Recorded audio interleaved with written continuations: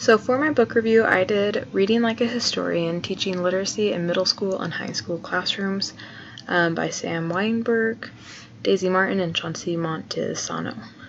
So in this book, they had 8 different lesson plans that you could use to teach historical literacy skills. The topics ranged from the Battle of Lexington and Christopher Columbus to Rosa Parks and the Cuban Missile Crisis.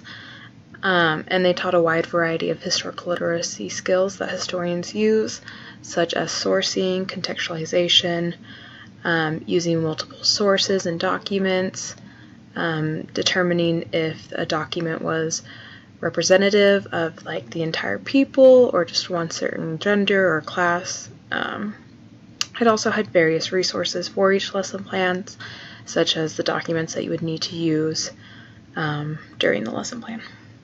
So some things that I really liked about this book was, like I mentioned earlier, they had the lesson plans were very well thought out and easy to implement into the classroom, and so they already had like worksheets that you could use, like is shown here, that the students could use while analyzing the documents, the various documents, to teach those historical literacy skills. And so it can help it already has worksheets for like guided notes and such. And like I said, it also has documents ready for you to use, and the documents are simplified into like more modern, along with the original text, and also words that may be difficult for students are highlighted with an easy, quick definition. So the resources that the book has are really great and easy to use, and it makes it so you don't have to do any additional research or preparation before you teach the lesson plan. Some things that I didn't like, I probably wouldn't implement the lesson plans exactly how they are written into my classroom, just because, as we mentioned in class, like you kind of have to plan your lessons towards the students, and I think that sometimes these wouldn't be great for students. Also, some of them have like the time suggestion as like 3 to 4 hours, and so I feel like I would definitely shorten them, because, like I don't know if I would spend like 4 hours talking about Pocahontas, which was like one of the lesson plans. I just feel like it might be a little excessive. Even though it's teaching good historical skills, I feel like you could do that in a more efficient manner, instead of using 4 hours to teach contextualization for Pocahontas. But I think it definitely gives you good ideas and resources for different activities that you can do in a classroom, and activities that you could use for a wide variety of subjects. They just picked a certain 8 subject. So I do think it gives good resources and ideas for lesson planning and to teach those historical literacy skills that it is focusing on. So the lesson plans, they followed the Hunter model of teaching a skill well, and so all of them started with some anticipatory set. For example, this is one of the ways that they encourage you to get your students engaged. So just take a moment and read this quote, and I know that you don't know any information about it, so just take a moment and read it.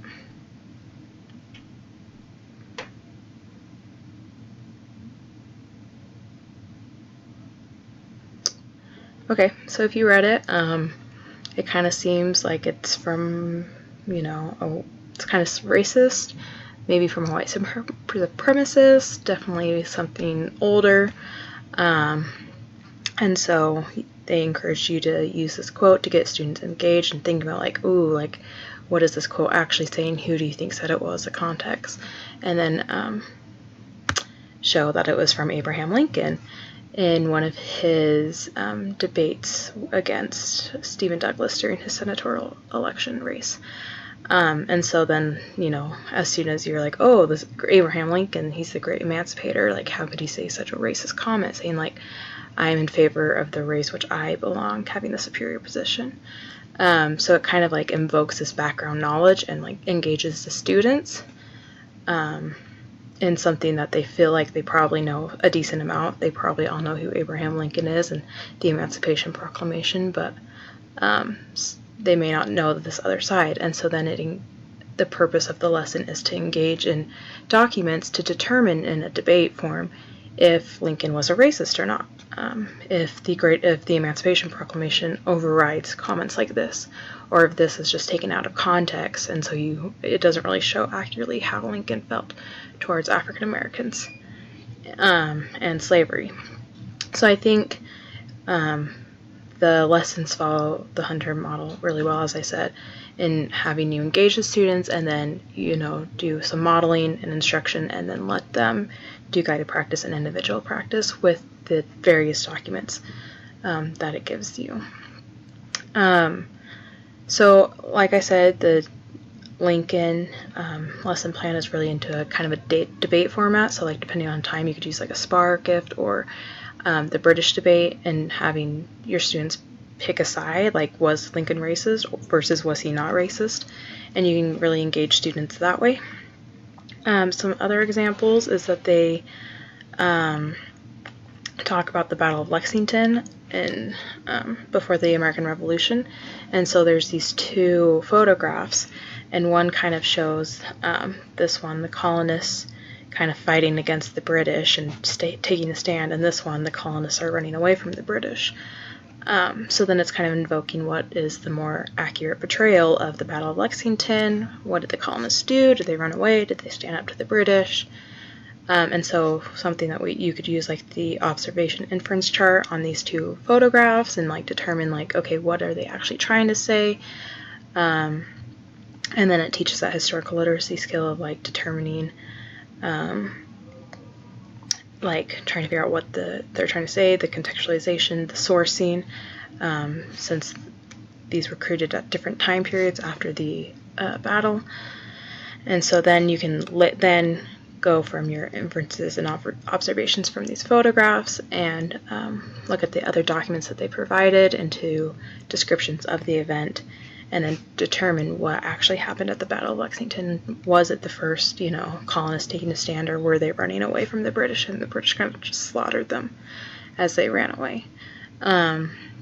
So like I said, all of these focus on historical literacy skills such as this, and really trying to get students involved in the investigative nature of being a historian, and recognizing that it's not always easy, that you kind of have to dig and look around at all the resources and all the documents and try to figure out who's telling the truth, or what even is the truth, or even do we have the whole truth. So I really did like this book. Like I said, it was super easy to read, and it was quick, and it was nice, easy ideas for things that you could do to get the students involved in historical literacy skills and thinking. And so I recommend that you at least flip through it and look at some of the lesson plans, because I think they do give you good ideas for teaching those skills. Thanks.